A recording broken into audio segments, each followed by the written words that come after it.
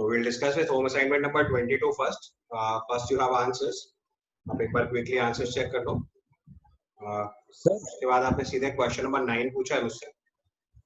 Sir Yes. Sir second वाले का sir J Thomson नहीं होगा?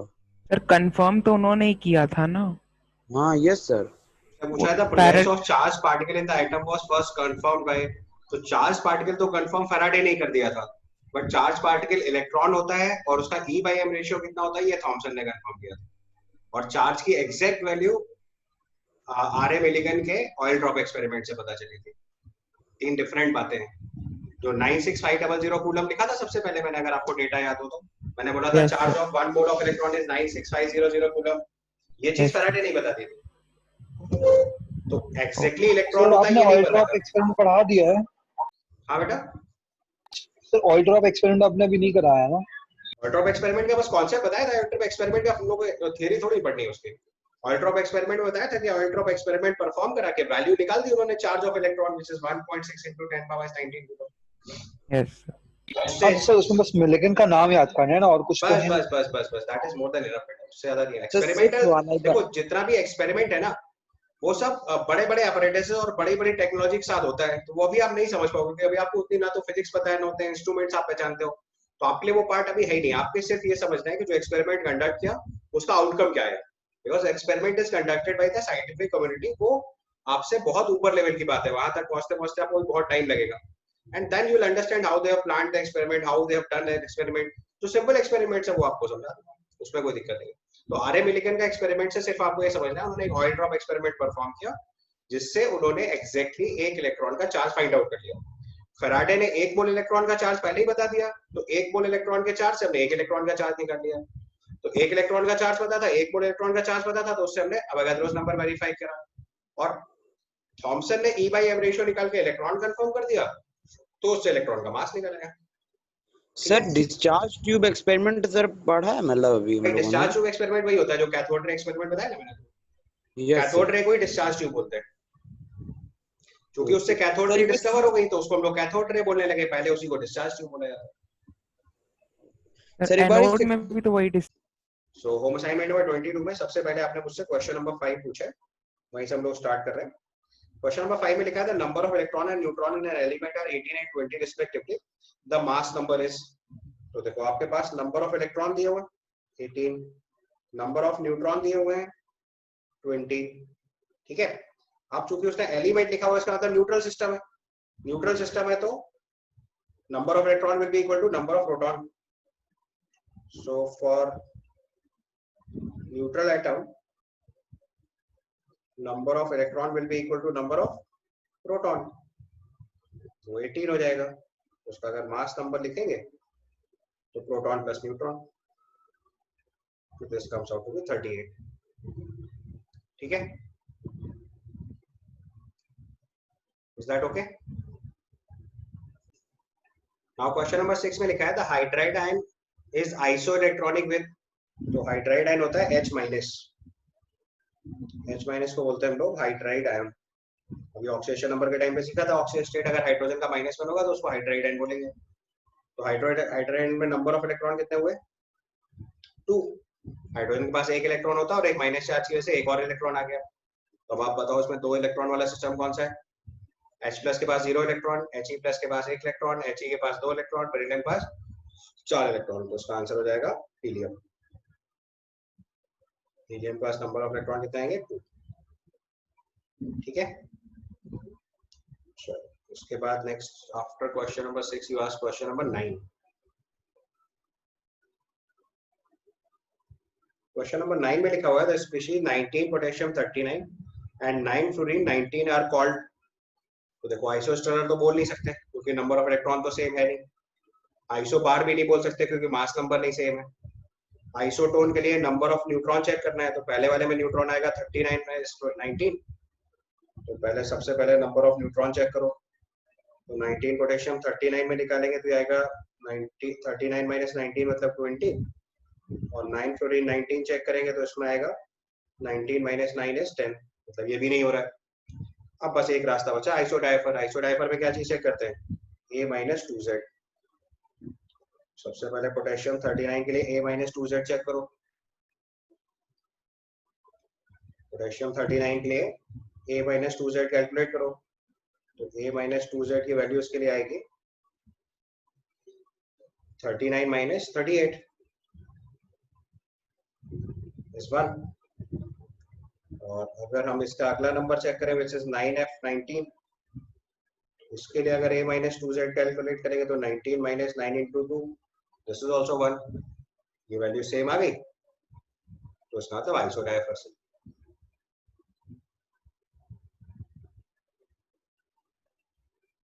ठीक है, ये क्वेश्चन नंबर 8 था, सॉरी अभी 9 फिर से बताता हूँ।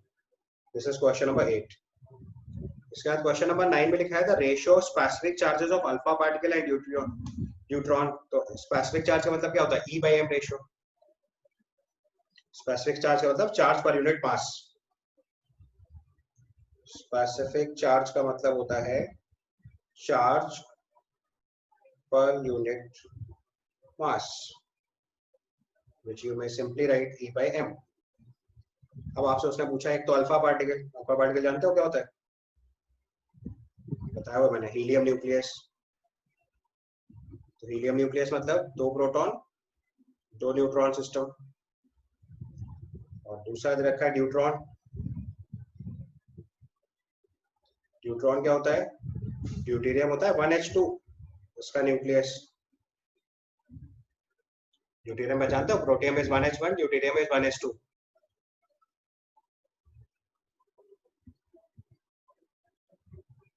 ठीक है, 1H1 एंड 1H2, इतना क्लियर?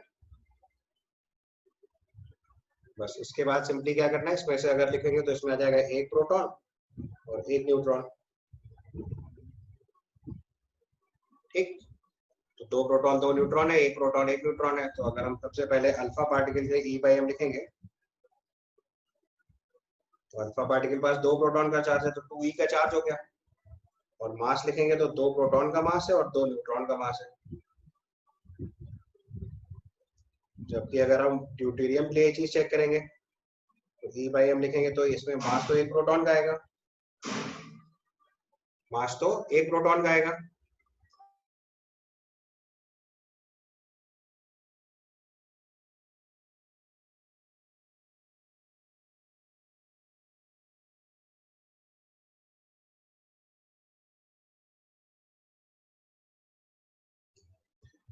तो ड्यूटेरियम के लिए लिखेंगे तो E/m आ रहा है, चार्ज एक इलेक्ट्रॉन का हो गया और मास एक प्रोटॉन एक न्यूट्रॉन।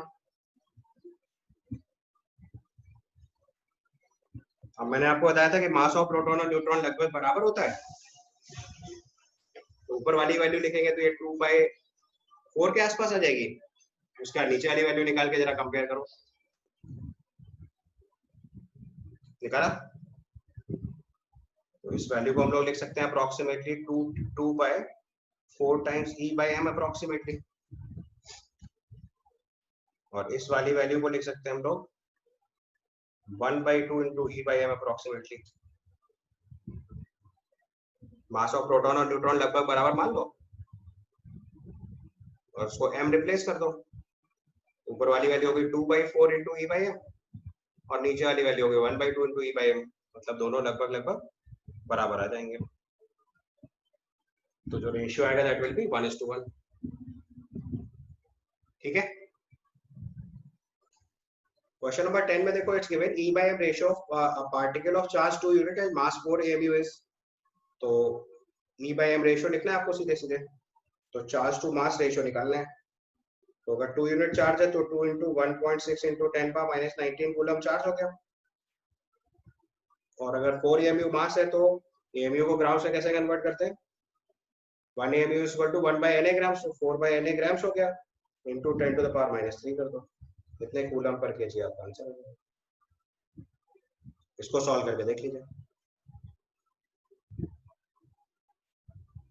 Is it okay?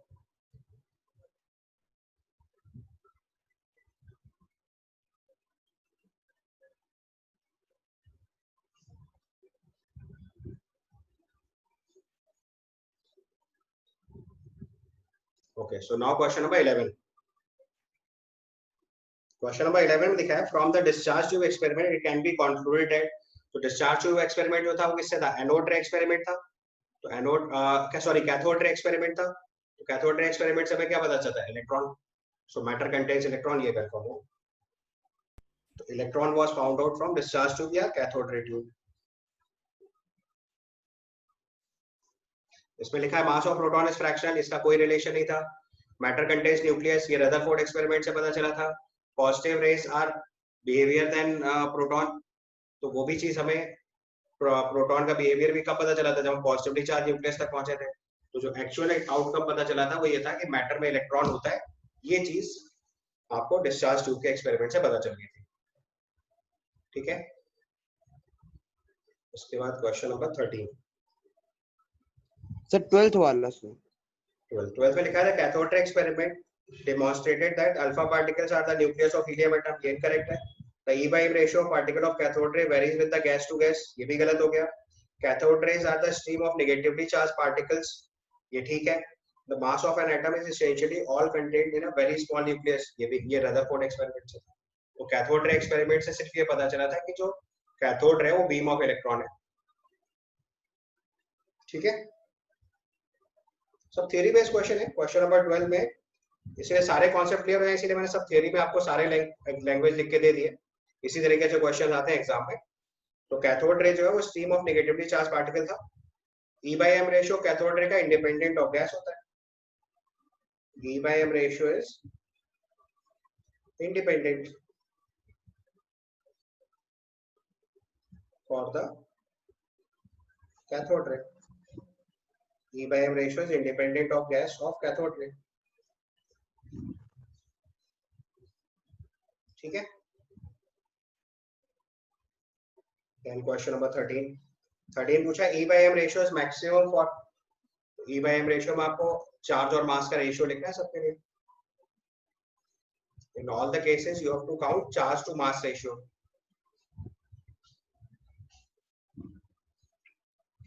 ठीक है, तो अगर आप मास देखोगे तो हाइड्रोजन का सबसे कम है इस पूरी सीरीज में, तो E/M रेशियो H+ के लिए मैक्सिमम है।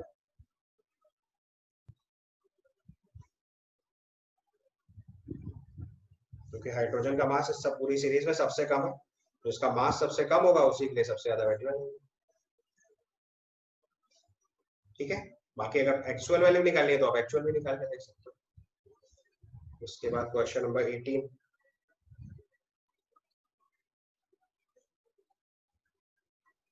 सर 15th है। एक बताना।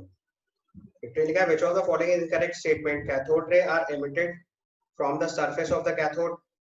Cathode ray travel in the straight line. Anode rays are heavier than the cathode rays. Anode rays are emitted out from the surface of the anode. तो बस D वाला part गलत हो गया, क्योंकि जो एनोड रे है वो गैसियस आयन है। Yes sir. एनोड रेज जो होती है वो इलेक्ट्रॉन नहीं होता है। Anode rays is positively charge gaseous ion. Sir technically cathode ray straight line में नहीं जा सकती ना? क्यों? सर वो एक्सपेरिमेंट में तो जा रही है ना स्ट्रेट लाइन में। स्ट्रेट लाइन में तो मूव करती है, कोई पाथ आ जाएगा तो डिफ्लेक्ट Yes, तो स्ट्रेट ही जाती है ना? यस सर, तो स्ट्रेट लाइन में ही करते हैं। अगर कोई ऑब्जेक्ट आ जाएगा तो डिफ्लेक्ट होगी। ठीक है, सर अल्लाह नहीं होगा sir, anode rays are heavier. आपसे इनकरेक्ट पूछा है ना यस सर। क्वेश्चन ने पूछा इनकरेक्ट, तो हैवियर तो होती है एनोड रे। कैथोड रे केवल Yes, इलेक्ट्रॉन sir. होता है, एनोड रे गैसियस आयन है, तो गैसियस आयन इलेक्ट्रॉन से तो भारी होगा ना हमेशा। अब देखो 16 बहुत अच्छा क्वेश्चन है, ये पूरा कॉन्सेप्चुअल क्वेश्चन है। इससे आपको ऑयल ड्रॉप एक्सपेरिमेंट का कॉन्सेप्ट समझ आएगा। मैंने आपको क्वांटाइजेशन ऑफ चार्ज सिखाया था। So it's given in the oil drop experiment the following charges were found in the series of oil droplet. अलग-अलग ऑयल ड्रॉपलेट के चार्जेस लिखे हुए हैं। तो उसने पूछा चार्ज ऑफ इलेक्ट्रॉन बताओ। तो द लॉजिक इज, मैंने आपको बताया था कि चार्ज ऑफ इलेक्ट्रॉन क्या होता है? क्वांटाइज्ड होता है। याद है आपको बताया था कि अगर हम चार्ज कभी भी निकालेंगे तो हमेशा integral multiple of charge of electron आता है, बिकॉज चार्ज जो है वो क्वांटाइज्ड होता है। चार्ज होता है वो कैसा होता है? क्वांटाइज्ड। तो अब आपको इसमें ऐसा मिनिमम चार्ज निकालना है जिससे सब इंटीग्रल मल्टीपल बने। तो इसका सबसे छोटी वैल्यू कितनी ले सकते हैं हम लोग? 1.5 into 10 to the power 1.5 into 10 to the power minus minus 18 18. ये वैल्यू ले सकते हैं। अब इससे बाकी सब में डिवाइड करो तो सब इंटीजर वैल्यू बनेगी। पहले वाले में डिवाइड करोगे 3 आएगा, दूसरे वाले में 2 आएगा, तीसरे वाले में 4 आएगा, चौथे वाले में 5 आएगा। समझ में आ रही बात? अगले वाले में 6 आएगा, मतलब इंटीग्रल मल्टीपल में चार्ज आ रहा है। तो जो इसका स्मॉलेस्ट पॉसिबल चार्ज है वो कितना है? 1.5 × 10⁻16। यही चार्ज ऑफ इलेक्ट्रॉन होगा। समझ आया? क्योंकि उसने आर्बिट्री यूनिट कर दी, यूनिट तो बता नहीं रहा, सिर्फ एक लॉजिक लगेगा कि जो चार्ज है वो क्वांटाइज होगा, तो जितना भी चार्ज होगा वो integral multiple of charge of electron होगा। तो आपको इन चार्जेस का मिनिमम नंबर निकालना है, ऐसा नंबर निकालना है जिससे इन सब में डिवाइड करें तो इंटीजर वैल्यू बननी चाहिए। ठीक है,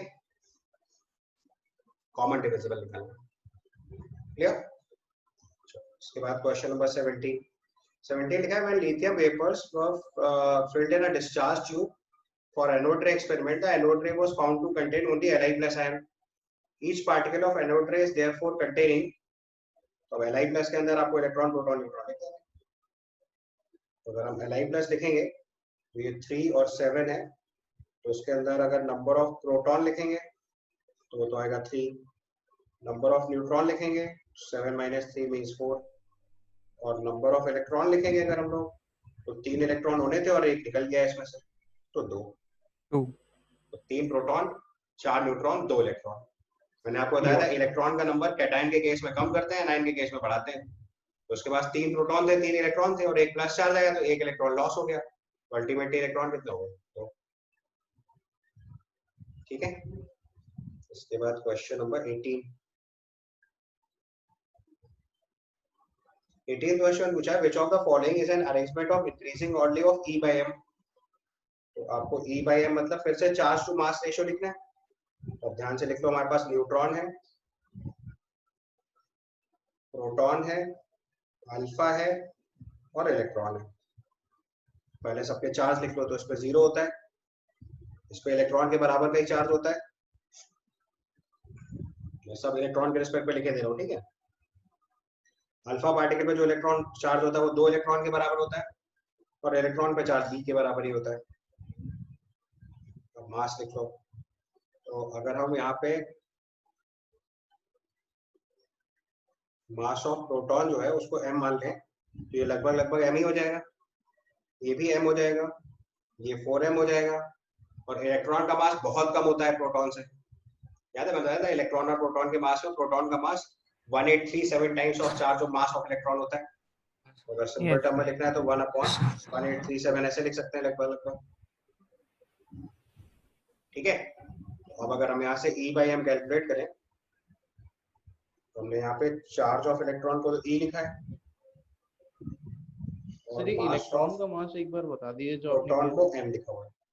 इलेक्ट्रॉन का मास जो है प्रोटॉन के रिस्पेक्ट में 1837 टाइम्स स्मॉलर होता है। मैंने नोट्स में ये बात लिखवाई थी आपको सीधे, मैंने बोला था इलेक्ट्रॉन का मास प्रोटॉन और न्यूट्रॉन के रिस्पेक्ट में नेग्लिजिबल होता है, और अगर फैक्टर में लिखना होता है तो चार्ज ऑफ जो मास ऑफ इलेक्ट्रॉन है, मास ऑफ जो प्रोटॉन है वो 1837 टाइम्स ऑफ इलेक्ट्रॉन होता है। प्रोटॉन के मास में 1837 डिवाइड कर देंगे तो इलेक्ट्रॉन का मास आ जाएगा अप्रॉक्स।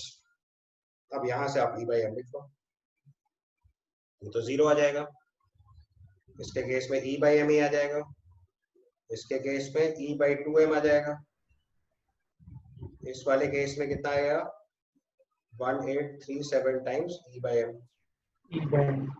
सबसे ज्यादा वैल्यू किसके लिए आएगी? इलेक्ट्रॉन के लिए, आएगा प्रोटॉन, फिर आएगा अल्फा, फिर आएगा न्यूट्रॉन। ये ऑर्डर हुआ इलेक्ट्रॉन, प्रोटॉन, अल्फा, न्यूट्रॉन। ठीक है, क्वेश्चन नंबर 19 में आपको फिर से E/m रेशियो ऑफ प्रोटॉन और अल्फा निकालना है। तो अभी पिछले वाले केस में देखो, प्रोटॉन की हम लोगों ने वैल्यू निकाली है E/m, और अल्फा के लिए लिखा है E/2m। ठीक है, तो अगर इसका रेशियो लिखेंगे तो 1:1/2 आ जाएगा, यानी 2:1 आ जाएगा। यस, ये रेशियो लिखेंगे अगर तो ये 2:1 आ जाएगा। ठीक है, इसके बाद आपने क्वेश्चन पूछा 21 देखो, 21 में मास ऑफ इलेक्ट्रॉन नहीं, ये तो गलत बात है। मतलब आपको इतना मोड कॉन्सेप्ट सिखाया तब तुम ऐसा काम कर रहे हो। सर 20th क्वेश्चन में वो नाइट्रोजन का मास गलत दिया है ना? किस वाले ऑप्शन? हाँ, ए फर्स्ट ऑप्शन। वाले हाँ हाँ ए हाँ ऑप्शन सही में है। तो दैट फर्स्ट मस्ट बी वाले में 14। नाइट्रोजन का एटॉमिक मास 14 होगा या 15 दिया होगा। यस 15 कर लो। आंसर तो नहीं है ना ये? 15 होगा सर। नो सर, सो सी है आंसर। हाँ तो 15 कर लो। मास ऑफ नाइट्रोजन 15 कर दो। कर लिया सही। चलो 21 में देखो mass of electron in AMU, तो आपको कन्वर्जन सर करना है आइसोटोन से सेम नहीं आ रहे सर। बेटा। सर 20th पार्ट 20th में क्या हो रहा है? सर वैल्यू नहीं मैच कर रही आइसोटोन्स की। एक ही आ रही है वो, अगर ए को 15 कर लोगे तो एक ही आ रही है। Yes sir. मैंने बोला ना ए में 15 कर लेना, कर दो दिया सही। करेक्शन के बाद ट्राई कर लो। नंबर ऑफ न्यूट्रॉन मतलब a माइनस z करना है। पहले वाले में चेक करोगे तो 15 माइनस 6 8 आ जाएगा, अगले वाले में 15 माइनस 7 8 आ जाएगा, 17 माइनस 9 करोगे फिर से 8 आ जाएगा। ये आंसर होगा। ठीक है। उसके अगले वाले में चेक करोगे तो 7 7 10 आएगा। उसके अगले वाले में चेक Yes, करोगे तो sir. 7 8 7 फिर ऐसे सब चेक करते जाना। ठीक है। उसमें 25 की जगह 15 कर लो, वो स्प्रिंट है। चलो 21 में दिया है mass of electron is 9.1 into 10 power minus 31 kg। आपको उसको एएमयू में कन्वर्ट करना है, तो रिलेशन सिखाया था 1 AMU is equal to 1 upon Na grams। So that means 1 gram is equal to Na times AMU।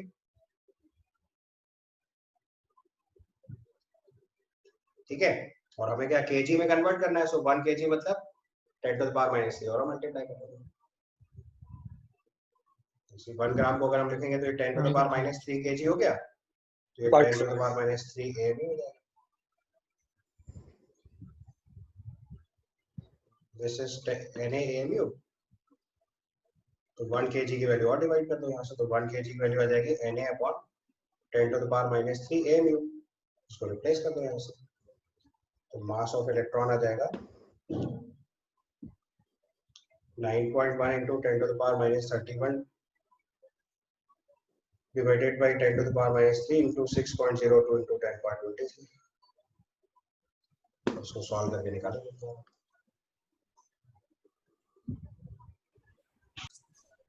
So question number 23 and 24 are theory questions। Cathode ray की सारी प्रॉपर्टीज क्वेश्चन नंबर 23 में लिखी है। कैनोड रे या एनोड रे की सारी प्रॉपर्टीज क्वेश्चन नंबर 24 में लिखी है। जैसे लाइन से पढ़ देता हूं मैं। Path of travelling straight line with a very high velocity as produces shadow of an object placed in their path। ये कैथोड रे की करेक्ट स्टेटमेंट है। Cathode rays produces mechanical effect। Small light parallel wheel placed in between the cathode ray, it rotates। This indicates that cathode ray consists of material particle। ये भी सही हो गया। They produces a green glow when strike on a glass fall beyond the anode। Light is emitted when the strikes the zinc sulfide plate। ये भी हो गया। And the last part, cathode rays penetrates through the thin sheet of aluminum and other metals, affect the photographic plates and produces heating effect when they collide with the metallic object। ये cathode ray की properties हो गई। ठीक है। इसके बाद last में anode ray पढ़ लो। Glass wall fluorescence material coated होनी चाहिए ना? हाँ। Yes, ग्लासेस में फ्लोरेसेंस मटेरियल ग्लास क्या फ्लोरेसेंस का रीजन क्या है? वो कुछ पर्टिकुलर? कुछ नहीं, वो सब्सटेंस पे स्ट्राइक करता है तो फ्लोरेसेंस क्रिएट करती है। प्रॉपर्टी चेक करने का तरीका है कि कुछ है, क्योंकि दिखाई तो देती नहीं कैथोड रे, तो हम उसकी ग्रीन कलर से आइडेंटिफाई करते हैं। अब एनोड रे मैंने कहा anode rays travels along the straight path and hence they can cast shadow of object placed in the path. ये बिल्कुल कॉपी वैसे ही है। They rotates the light paddle wheel when placed in the path of the shadow of the anode made with the mechanical particle. ये भी ठीक है। They are deflected in the magnetic field as well as towards the negative plate of the electric field, क्योंकि positively charged है। This shows that these are positively charged, correct। Last में लिखा है for different gases using the discharge tube, the specific charge of the positive particle constituting the positive rays is different। तो मैंने आपको बताया था E/M ratio सबके लिए अलग अलग होता है। ठीक है। एक टर्म लोग यहीं पे और यूज करते हैं जिसको हम लोग बोलते हैं मिरर आइसोबार। और तो ये टर्म अब डायरेक्ट अपने कोर्स में नहीं है, बट बता देता हूँ, कभी कभी कोई बुक में लिखा मिल जाए तो आपको कंफ्यूज कर सकता है। मिरर आइसोबार का मतलब होता है कि आपको ऐसे आइसोबारिक सिस्टम लेने हैं जिसमें प्रोटॉन और न्यूट्रॉन का नंबर एक्सचेंज हो रहा हो। मतलब जैसे मान लो आपने लिखा है 11 सोडियम 23, और 12 मैग्नीशियम 23। तो देखो आइसोबार्स तो हैं। अगर इसमें आप नंबर ऑफ प्रोटॉन लिखोगे तो आएगा 11, और नंबर ऑफ न्यूट्रॉन लिखोगे तो आएगा 12। यहाँ नंबर ऑफ प्रोटॉन लिखोगे तो आएगा 12, और नंबर ऑफ न्यूट्रॉन लिखोगे तो आएगा 11। तो आप देखो इसके प्रोटॉन इसके न्यूट्रॉन से मैच कर रहे हैं, और इसके न्यूट्रॉन दूसरे वाले के प्रोटॉन से मैच कर रहे हैं। तो ऐसे आइसोबार्स जिसमें प्रोटॉन और न्यूट्रॉन के नंबर ऑपोजिट नंबर से मैच करते हैं, मतलब एक एलिमेंट के प्रोटॉन का नंबर दूसरे के न्यूट्रॉन से मैच करे, और दूसरे वाले का प्रोटॉन पहले वाले के न्यूट्रॉन से मैच करते हैं, तो उसको हम लोग बोलते हैं मिरर आइसोबार्स। अगर लिखना है तो आगे नोट्स में लिख लो इस चीज को। वहां पे पहले इसलिए नहीं लिखा है था क्योंकि अपने कोर्स में डायरेक्ट नहीं है, तो इसलिए मैंने इसको सीधे इनकॉर्पोरेट नहीं करा। बट अपने क्वेश्चन वाले फॉर्म में लिखना चाहो तो लिख सकते हो। ठीक है, समझ गया ना कॉन्सेप्ट? ऐसे आइसोबार्स जिनमें प्रोटॉन का नंबर दूसरे के न्यूट्रॉन नंबर से मैच करे और दूसरे वाले के प्रोटॉन का नंबर पहले वाले के न्यूट्रॉन से मैच करते हैं, तो उसको बोलते हैं मिरर आइसोबार।